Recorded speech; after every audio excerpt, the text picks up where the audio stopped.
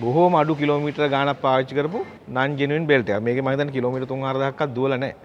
මේ පැත්තෙන් කැඩි කැඩි එනවා. එනවා නේද? මේ පුලියට හරියට grip වෙන්නේ නැහැ. මේක මෙහෙම දඟල දඟල යනවා. එතකොට මේ පැත්තෙන් කැඩි කැඩි යනවා.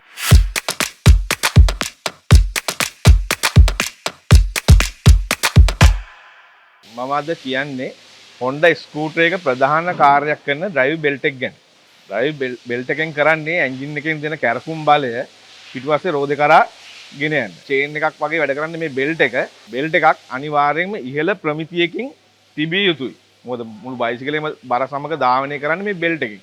එතකොට මේ බෙල්ට් එකේ තියෙන මේ ක්වොලිටි එක උපරිම තියෙන්න ඕනේ. එතකොට ඒකේ තියෙන රබර් ගතිය මේ වැඩි දුර ධාවනය කරන්න පුළුවන් හැකියාව ඒ හැමදේම තියෙන්න ඕනේ. දැන් අපි සමහර වෙලාවට දන්නේ නැහැ මේ කොහෙන් හරි වෙළඳ පොලෙන් බෙල්ට් එකක් තෝරගෙන දානවා. බලනකොට ඒක මේ ඒක පුලි වලට සෙට් වෙන්නේ නැහැ. ඒකේ තියෙන රබර් ගතිය නැහැ.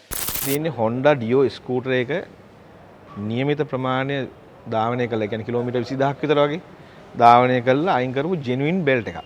සවුත් වෙලාවත් නැහැ නිකන් තව පාවිච්චි කරන්න පුළුවන් වගේ එකකුත් පේනවා. එතකොට මේ තියෙන්නේ බොහෝම අඩු කිලෝමීටර ගාණක් පාවිච්චි කරපු non genuine belt එකක්. මේකේ මම හිතන්නේ කිලෝමීටර් 3-4000ක්වත් දුවලා නැහැ. මේ පැත්තෙන් කැඩි කැඩි එනවා. එනවා නේද? අනික දැන් මේක අලුත් බෙල්ට් එකක් වුණාට මේකේ කිසි රබර් ගතියක් නැහැ.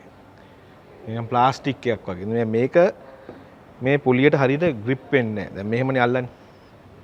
දැන් මේක අල්ලන්නේ නැහැ. මේක දෙන්නේ මේක මෙහෙම දඟල දඟල යනවා. දඟල දඟල යනකොට මේ පැත්තෙන් කැඩි කැඩි යනවා. මොකද මේ measurement වෙනස්. මේවට මේ ඇන්ගල් වලට මේ ඇන්ගල් සෙට් වෙන්නේ නැහැ. එතකොට එන්නේ අර වෙනම ආයාසයක් දරන්න ඕන බයික් එකේ ඉස්සරහට ගමන් කරන්න.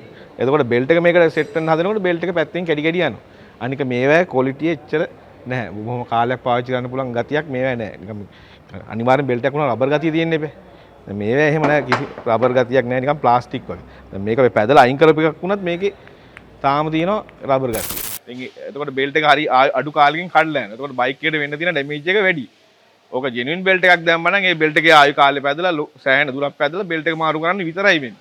අර වගේ බාල බඩුවක් දැම්මාම බයිසිකලේ තියෙන ඉතුරු ඒවා ඩැමේජ් වෙලා එතකොට ඒකේ බයිසිකලේ වියදම ඩබල් වෙනවා ඊළඟ රිපෙයාර් එකේදී.